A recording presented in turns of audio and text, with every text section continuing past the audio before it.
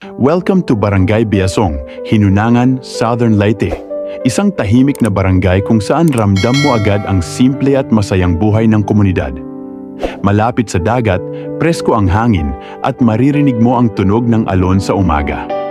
Makikita mo ang mga mangingisda na abala sa kanilang pang-araw-araw na hanapbuhay habang sa hapon nagkukwentuhan ang mga kapitbahay sa kalsada o sa harap ng bahay. Parang pamilya lang talaga ang lahat dito. Dito sa Biasong, karaniwan na ang biglaang imbitasyon sa hapunan o ang simpleng alok ng kape at lalong-lalo na kung bago ka sa lugar, maramdaman mo agad ang mga tao ang kanilang warmth. Walang bonggang plano, walang arte. Simple, totoong probinsya life lang. Kung gusto mo ng quiet escape, isang lugar para makapag-relax at makaramdam ng tunay na warmth ng mga tao, siguradong magugustuhan mo ang Biasong. Hashtag Biasong, hashtag Hinunangan, hashtag Southern Leyte, hashtag iHeart Travel, hashtag Probinsya Vibes, hashtag Nature Lover, hashtag Explore Southern Leyte, hashtag Probinsya Life, hashtag Quiet Escape. Paglalakbay sa bawat lugar, mayroong kwento, mayroong karanasan. Paglalakbay, paglalakbay sa bawat hakbang, mayroong pag-asa, mayroong pagmamahal. Mula sa bundok hanggang sa dagat, naghihintay ang mga tanawin na magpapalakas ng aking loob. Gusto kong maranasan ang bawat kultura at tradisyon, at makita ang ganda ng mga lugar na may kasaysayan.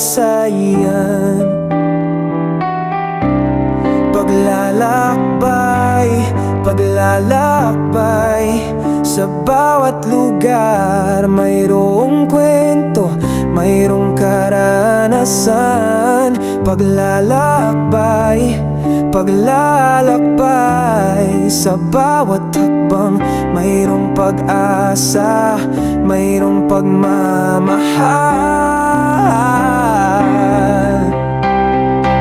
Sa bawat paglalakbay, mayroong natutunan mga aral na hindi ko makakalimutan. Ang paglalakbay ay hindi lamang tungkol sa lugar, kundi tungkol sa mga taong nakakasalamuha ko sa daan.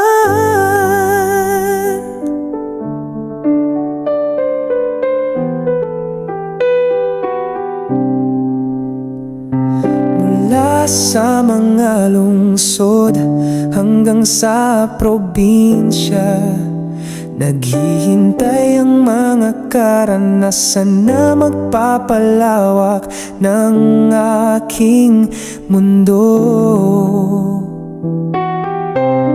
Gusto kong maranasan ang bawat sandali ng buhay, at makita ang ganda ng mga lugar na aking napuntahan. Paglalakbay, paglalakbay sa bawat lugar, mayroong kwento, mayroong karanasan. Paglalakbay, paglalakbay sa bawat hakbang, mayroong pag-asa, mayroong pagmamahal.